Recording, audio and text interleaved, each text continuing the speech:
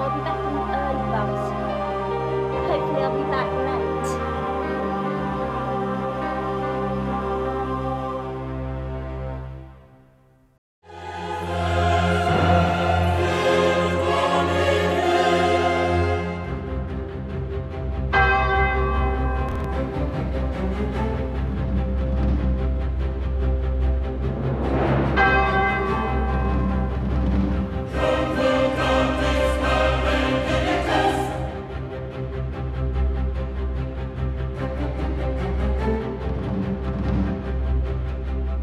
The savage murder of a young woman in January 1956 sparked a reign of terror in the satellite towns outside Glasgow.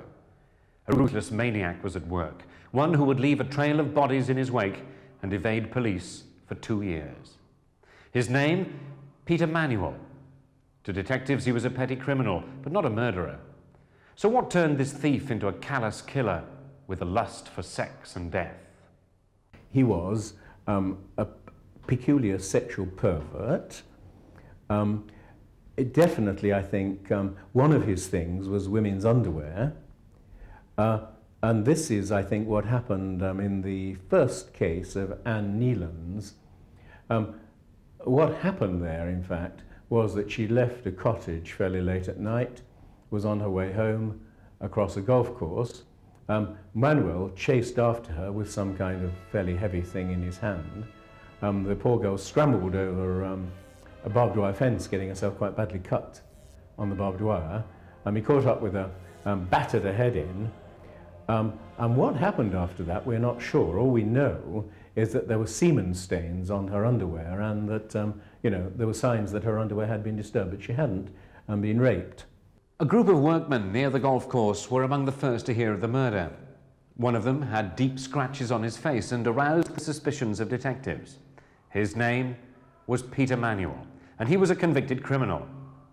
Manuel was the only suspect the police had, but there was little evidence against him. Manuel had, in fact, committed a rape much earlier on, for which he went to prison for a while. It was a pregnant woman. But for Manuel, there was definitely a kind of connection between criminality and sex. This is the reason that in the burglaries, and in other burglaries he committed, he would go to great trouble to sort of make a horrible mess in the place that he'd been in. He would sort of, you know, stamp all over the beds, get dirt all over the beds, open tins of beans and empty them all over the carpet. Some burglars, in point of fact, defecate on carpets. It's their sort of way of shaking their fist at, you know, what they feel to be the world of the wealthy and so on. Well, Manuel was like this. It was all tied in together. That's what you have to understand about him. And after this killing of Anne Nealon's, this desire of his to somehow combine burglary with sex. In 1956, police were frustrated in their attempts to link Manuel to Anne Nealon's murder. But his crime spree continued with a spate of burglaries that led to an atrocity. Murders of Marion Watt, her 16-year-old daughter Vivian, and Mrs. Watt's sister Margaret Brown were discovered following a burglary that bore all of Peter Manuel's hallmarks. But the police had a different suspect. Mr. Watt. They charged William Watt with the murders of his wife, daughter, and sister-in-law. By a remarkable coincidence, Watts was held on remand in the same prison where a month later Peter Manuel was to be incarcerated for attempted robbery. Manuel engineered a meeting with William Watt's solicitor, claiming he knew who the real killer was. I'm pretty sure that hearing this discussion of the murder going on, he thought, they don't realise, it's me, you know. And he felt he had to get in on the act somehow. There's a lovely line in that film, The Fastest Gun Alive, where the man goes and gets his gun and his wife says, don't, and he says, they've got to know who I am. And this is Manuel, they've got to know who I am. He gave uncannily accurate details of the murder scene to Watt's solicitor, but refused to name the murderer. Police now had serious doubts about the identity of the real killer. The case against Watt collapsed. There were now 4 unsolved murders, but this was just the beginning.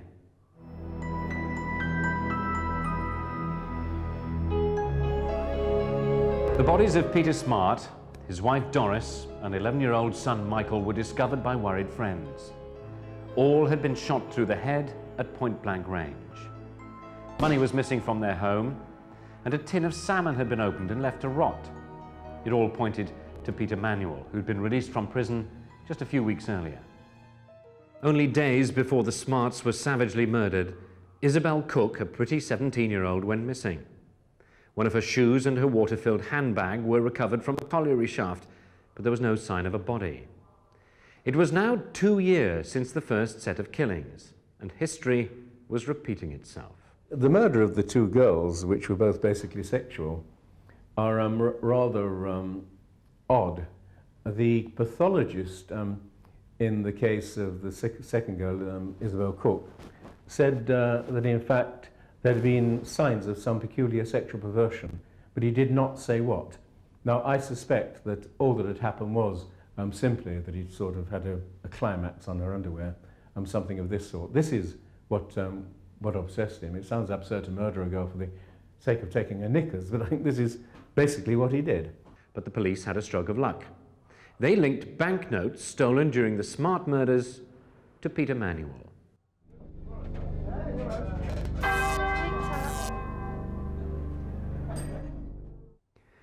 Manuel was now under enormous pressure. Once again, his father Samuel tried to protect him. Police decided to use him as a weapon to crack Manuel. They arrested Samuel on a charge of receiving stolen goods. Peter Manuel offered a deal. I hereby confess that on the 1st of January 1956, I was the person responsible for killing Anne Nealons. He wrote a series of letters admitting killing Anne Nealons, the Watt and the Smart families, and Isabel Cook. Then he led them to a field in Mount Vernon where he'd buried the body of Isabel Cook.